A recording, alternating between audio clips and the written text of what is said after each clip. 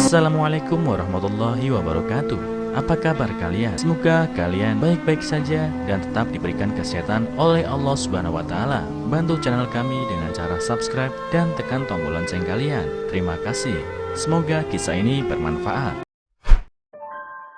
Setelah ibunya meninggal dunia, dia diusir ayah tirinya. 10 tahun kemudian ayah tirinya menerima karmanya. Mungkin karma itu memang benar-benar ada di dunia, tidak perlu membalas, tapi akan datang saat tiba waktunya. 10 tahun yang lalu aku yang berusia 13 tahun ketika itu tidak punya sandaran apapun, berjalan sendirian di jalan yang dingin. Masih hangat dalam benakku, pada malam pertama itu aku tidur di bawah jembatan. Sebenarnya bukan tidur, aku hanya berjongkok semalaman di sana. Aku sangat takut, aku merasa dunia mencampakkan aku. Usiaku baru 8 tahun pada 15 tahun silam. Ibu menikah lagi sambil membawaku. Ketika itu ayahku telah meninggal, kakek dan nenekku juga sudah tiada.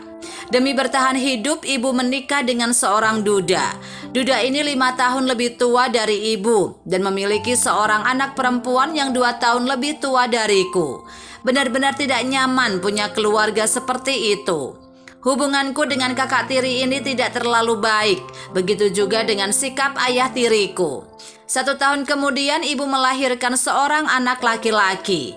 Ayah tiri sangat senang, tapi sikapnya menjadi tidak baik pada ibu dan aku.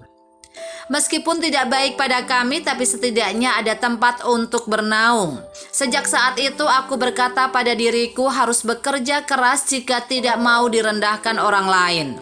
Tapi tak disangka ibu jatuh sakit dan meninggal saat aku berusia 13 tahun. Saat itu adikku baru berusia 3 tahun. Ayah tiriku mengatakan bahwa dia tidak mampu memberi makan 3 orang anak.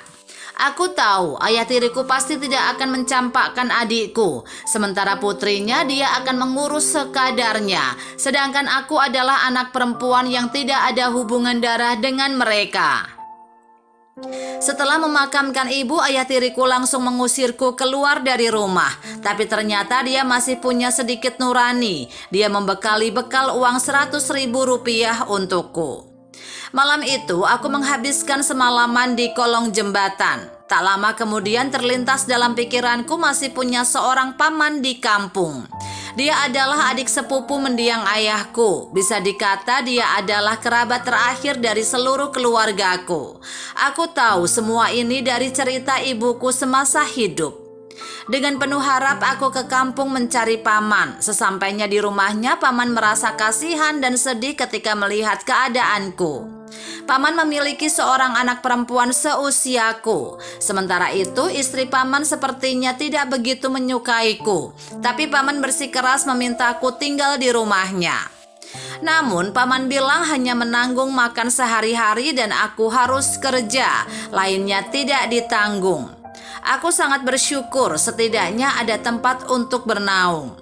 Di rumah paman aku sangat rajin, meskipun istri paman atau sehari-hari aku panggil tante itu tidak begitu suka denganku, tapi karena aku sangat rajin dan tahu diri, apalagi ada paman yang membelaku, jadi dia tidak berani bersikap keterlaluan padaku.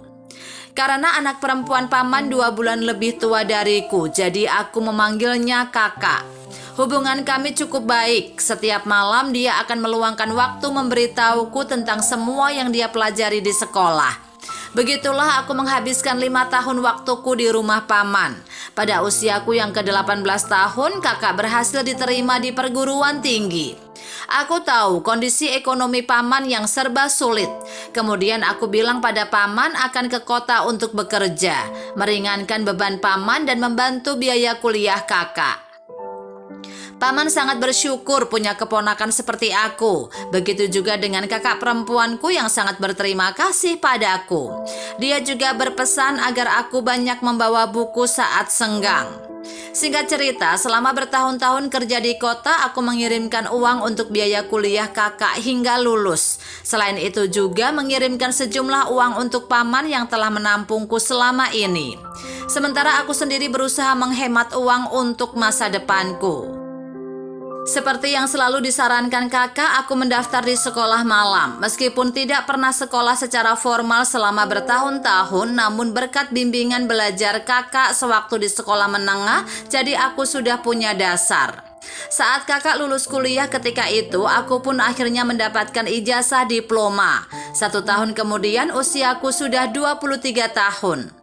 Sekarang adalah tahun ke-10 ketika aku diusir dari rumah oleh ayah tiriku. Dan selama 10 tahun terakhir ini aku tidak tahu sama sekali bagaimana kondisi mereka. Sebenarnya aku sangat merindukan adikku, lagi pula dia adalah darah daging mendiang ibu. Belakangan aku mendapat kabar tentang mereka. Anak perempuan ayah tiri sekarang dikurung di pusat rehabilitas narkoba karena kecanduan narkoba. Sementara kondisi ayah tiri juga cukup memprihatinkan.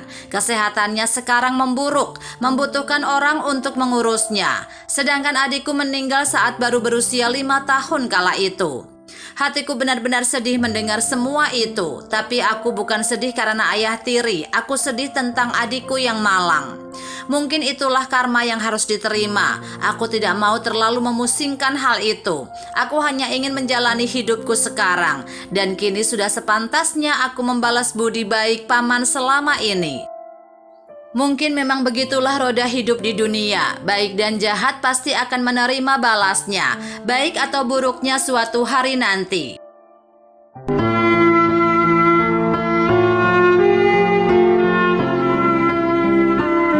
Assalamualaikum warahmatullahi wabarakatuh. Apa kabar kalian? Semoga kalian baik-baik saja dan tetap diberikan kesehatan oleh Allah Subhanahu wa taala. Bantu channel kami dengan cara subscribe dan tekan tombol lonceng kalian. Terima kasih.